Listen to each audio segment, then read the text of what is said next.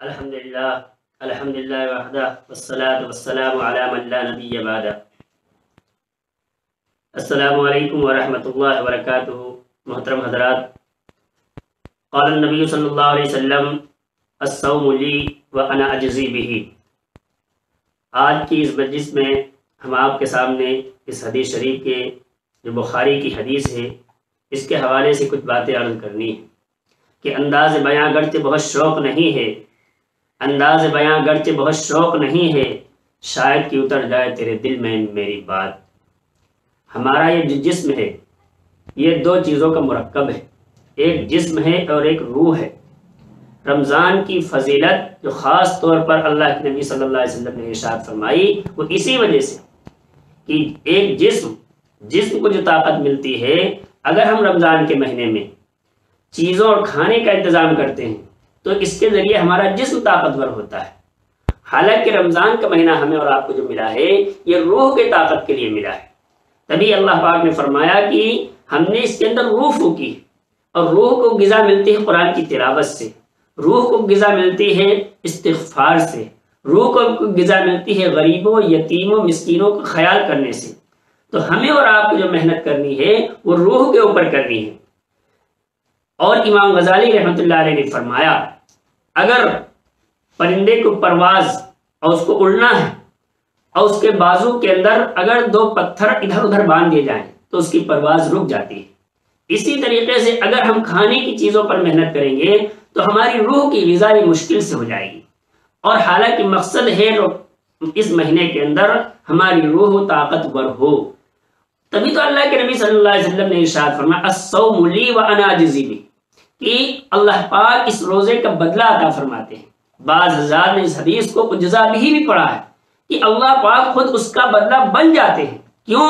تاکہ یہ روزہ صبح سے لے کے شام تک یہ بھوکا رہنا، یہ اللہ کا خوف، یہ ایک کمرے میں بیٹھا ہے اور ٹھنڈا پانی بھی میسر ہے اور طرح طرح کی نعمتیں بھی ہیں، لیکن اس کے اندر یہ خوف، اللہ کا استحضار، اپنے یقین کو مضبوط کر رہا ہے، اور یہ اس چیز کو کوئی چیز اس کو روک نہیں سکتی ہے، صرف اللہ کا ڈر اس وقت روکے ہوئے۔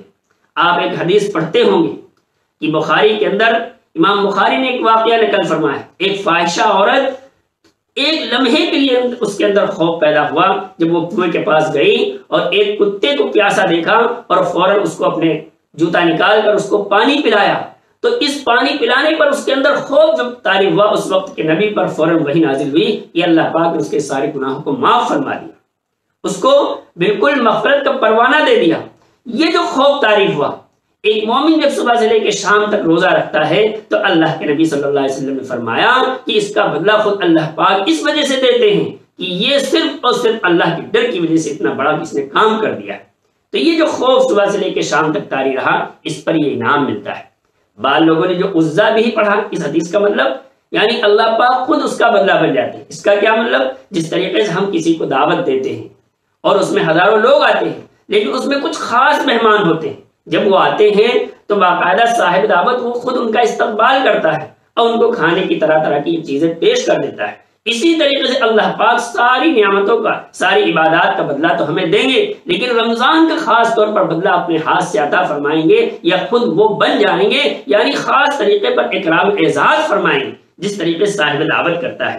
اسی طریقے سے فرمایا یہ رمضان اس لیے ہمارے لیے خاص فضیلت رکھتا ہے، اس میں شرکت شیاطین قید کر دیے جاتے ہیں، یعنی بڑے بڑے شیاطین جو ہوتے ہیں، بعض لوگوں نے کہا اس میں چھوٹے چھوٹے شیاطین وہ قید نہیں ہوتے ہیں۔ ہمارا نفس بعض وقت شیطانی کے کام کرنے کی وجہ سے رمضان کے مہینے کے اندر گناہوں کی طرف مائل رہتا ہے، لیکن اس پہ وہ اشکال نہیں کیا جا سکتا ہے کہ اس میں شرکت شیاطین قید نہیں۔ اسی طریقے سے فرمایا اس مہینے کے اندر قرآن پاک کا نزول ہوا ہے۔ ہم قرآن پاک کو جو پڑھتے ہیں یہ اللہ کا کلام ہے۔ حضرت مولانا امداد اللہ مہاجر مکی رحمۃ اللہ علیہ نے ایک کتاب اشعار کی لکھی۔ حضرت دہلی گئے تو باقاعدہ دیکھا کہ لوگ کتاب پڑھ رہے ہیں، تو حضرت دیکھ کے اس کتاب کو اور خوش ہو گئے کہ ہماری کتاب پڑھی جا رہی ہے۔ رمضان کے مہینے میں خاص طور پر جب ہم قرآن پاک کی تلاوت کرتے ہیں، اس مہینے کے اندر قرآن پاک کا نزول ہوا ہے، تو اللہ پاک بندے سے خوش ہو جاتے ہیں اور اس کو یہ انعامات دیتے ہیں کہ میرا مقصود اتنا ہے کہ انسان نیک ہو جائے، میرا مقصود اتنا ہے کہ انسان نیک ہو جائے، خدا کو ایک مانے اور ہم خود ایک ہو جائیں، کسی کی مغفرت کا اگر یہ سامان ہو جائے، کسی کی مغفرت کا اگر یہ سامان ہو جائے تو شاید حشر میں میری مشکل یہ آسان ہو جائے۔